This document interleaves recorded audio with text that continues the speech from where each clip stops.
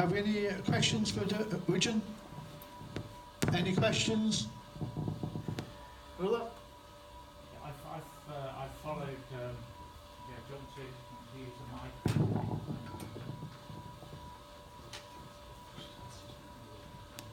So, I've followed the story of Rojava for about 5 years now. In terms of the constitution for Rojava is a beacon of enlightenment in the Middle East, and actually far wider than that in terms of grassroots democracy, equal rights for women. Basically, different races, different ethnic backgrounds, different cultures actually living together within a structure that is bottom up rather than top down. So it is a fantastic constitution that they have. The question I'd like to ask, knowing to some extent the answer, to be honest, is why is the UK government, with all this stuff about it's our values they hate, why aren't they promoting Rojava and the Kurds of North Syria in terms of a solution to the crises of the Middle East? And why aren't the Kurds actually included in the failed peace process, which was lauded as being a means of actually resolving the crisis in Syria, and yet the most enlightened part of the whole scene, they were not even invited to the table. So if I can ask that question.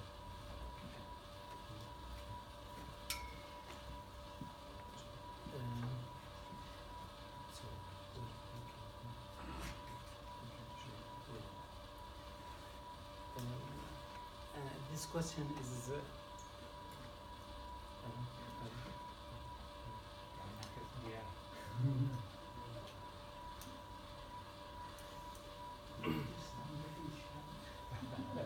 I suggest you should stand up and speak.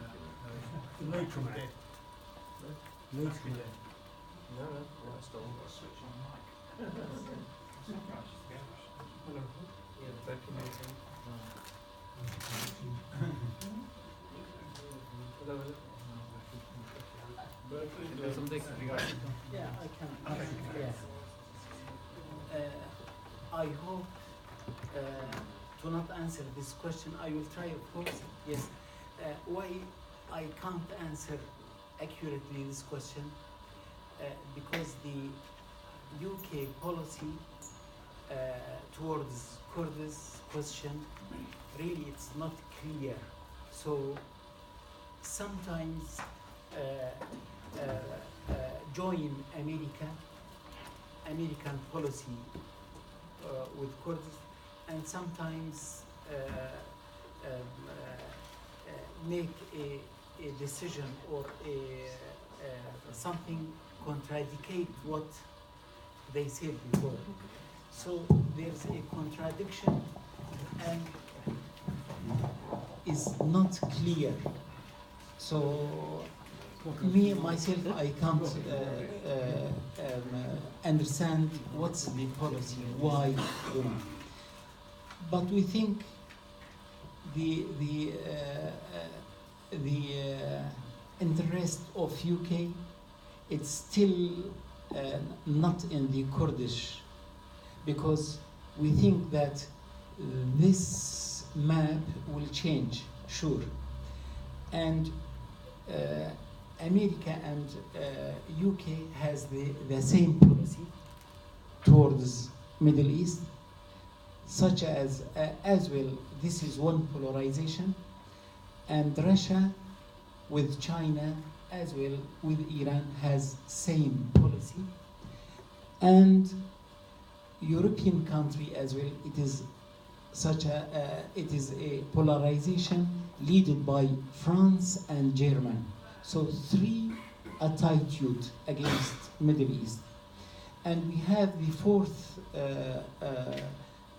force, it is oppressed nations, and the root grass people belongs to Arab and the other nations.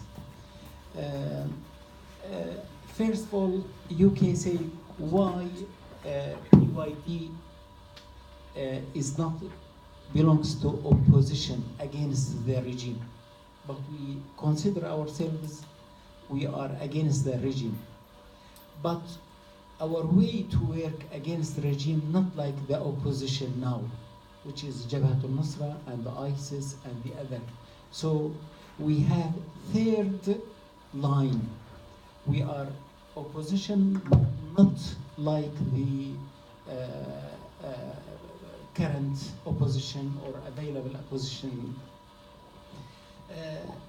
Again, to summarize it, it's not clear policy, and I hope you answer this question, why? Why UK do not support Kurds? There was sort of like a separate issue, which is so I think there was like a second question, a second end of that question as well, which was why were the Kurds not invited into the peace process? We think that why do not involve Kurds as a part in the peace process? Because the big powers wants to make more problem. We don't think that the Russia or the America or other forces which involved like Iran and ISIS, they do not want to solve the problem. And the decision, it's not Syrian people decision to solve their problems. And when they try to involve, they make more by the Geneva or Astana or the other. We don't feel that they have this decision to solve the problem, because as the result of every agreement make it is more complicated.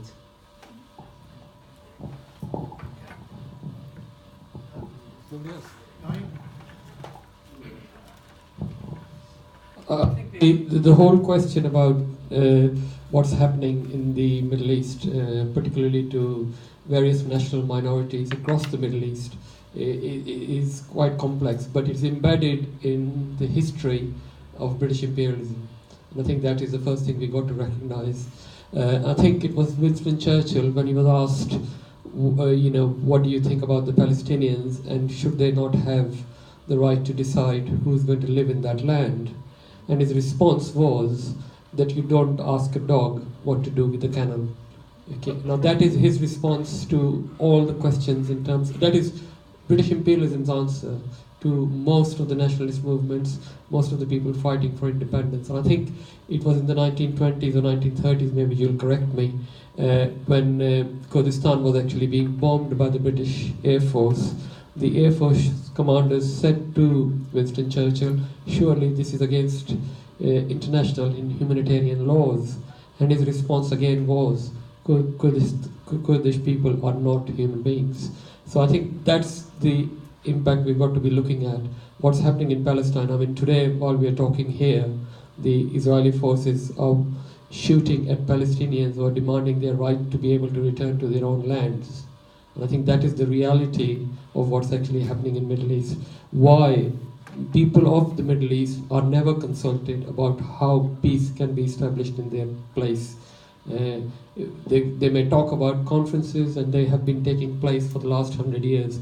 The people who live in that region were never invited to the table in which the discussions took place. They decided that in Washington, and before that they decided that in London. Various conferences took place.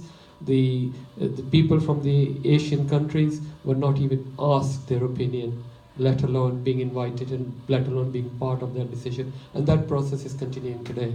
So I think that's how we need to look at this whole thing. It's not just about Kurdistan, it's about the whole region, it's about imperialism, it's about colonization. That's what we need to be fighting.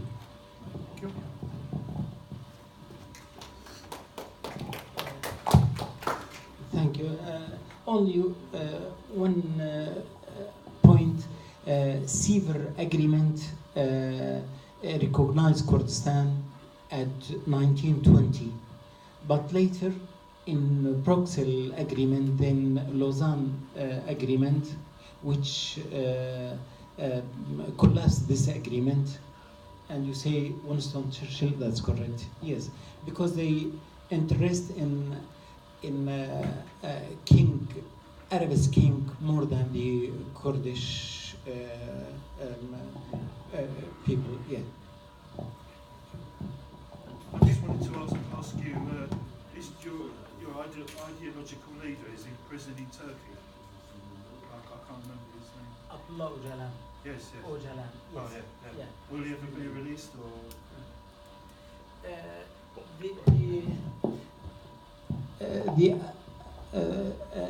We are inspired by Abdullah Öcalan ideologically, yes, and he is the leader of our revolution theory.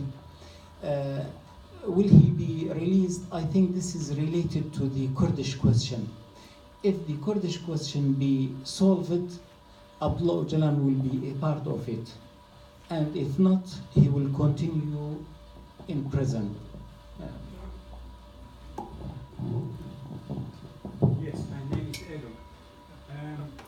You want the microphone? No. I will follow the path set by my friend Malik. I come from South America, okay?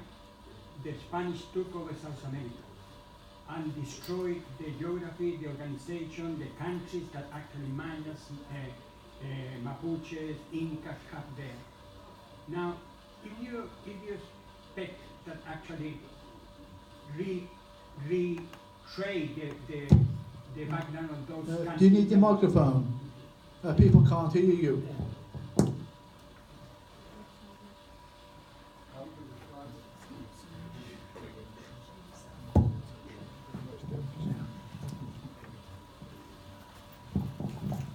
If you try to redefine again the Middle East, or us try to define again going back to the organization that the Incas have there in South America, the Mayas and Mexico, whatever, that is impossible.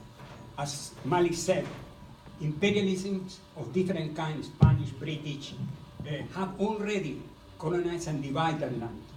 And fighting for that, with all respect, I say that it's trying to back 80, 100 years ago, when the Middle East was completely divided between England, France.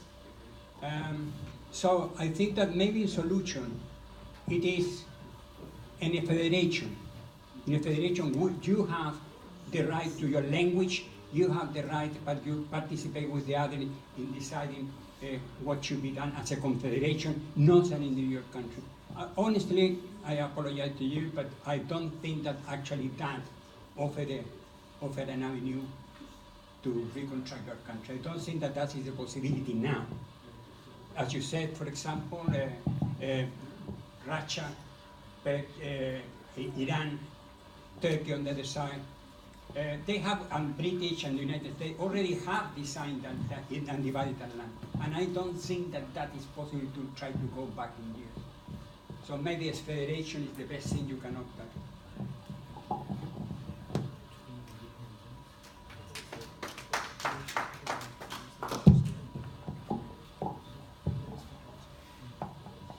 Yeah, I agree with you that confederalism is the solution for Middle East, because they have many civilizations and historically lived together, and this different civilization were in conflict last few hundred years, but there's a possibility to live together. And I think federalism, democratic confederalism, it would be the best solution, and local administration, local self-administration, to build this institute and make to govern itself. State and authority as I said, it will be a risk for Middle East to ask, like Arabism. Now we have many states like Ba'ath Party and Saddam before, and today in south of Sudan. So state is not successful in the Middle East. Final question, Stuart. Yeah, I mean, the Kurdish brother talked about the invasion of northern Syria and the conquest of Afrin. I think it's two important aspects to that. You had the invasion of a sovereign country by a NATO country. Now, when Russia invaded the Crimea, horror, economic sanctions, what's happened on the Turkish invasion of Afrin? They publicly support it, publicly support it. Terrible hypocrisy. The other crucial thing is that the Turkish army marched in on Afrin with the Syrian Free Army, the key part of the opposition forces to the brutal dictatorship, which many people on the left in Britain, rather tragically, and there's one comrade here who very recently argued that one should support the Syrian Free Army, actually engaged in a brutal killing of the really only progressive force inside Syria, i.e. the Kurdish population. And I think we have to understand there clearly has been progressive and democratic forces. Some of the democratic activists in Dumar, before they were taken over by the regime, were kept in cages, public cages, by the Islamist forces, by the Jaish al-Nusra, etc. That's important. So what's important to understand is that there are two sets of reactionary forces, the Assad regime and the Islamist forces, including the Free Syrian Army. There are small pockets. For shame. I'll interrupt you, mate. There are people on the left, as I said, supporting reactionary Islamist forces, actually, and that we've got to be clear about. But the other thing you've got to say, and unfortunately, I went to a recent meeting where the Home Kurdish stand by the Plan C. There was no mention of the simple fact, that Britain, America, Russia, and Iran should not be involved in there. We should allow the Syrian people, including the Kurdish people, to determine their thing. The ABC thing of socialists in Britain, an imperialist country, is to be against their own ruling class intervening, bombing in this country. So we've got to have a combination of supporting the small forces of the democratic left and the Kurdish thing, as well as opposing our own imperialist intervention into Syria. Final question.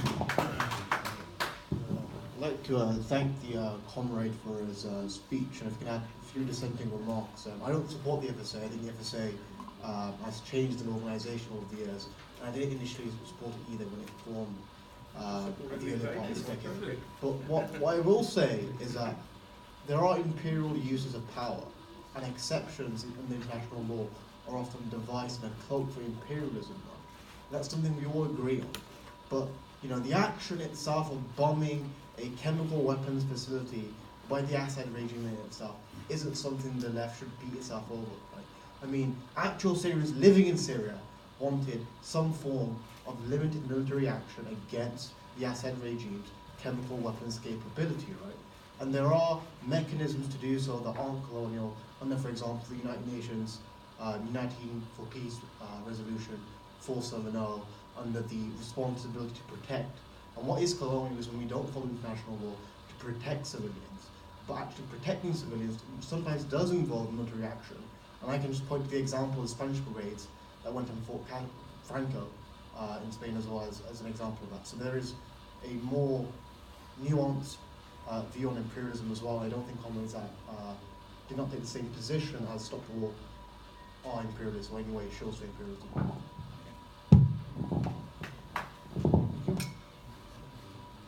Can we thank Wjdan for his excellent contribution this afternoon?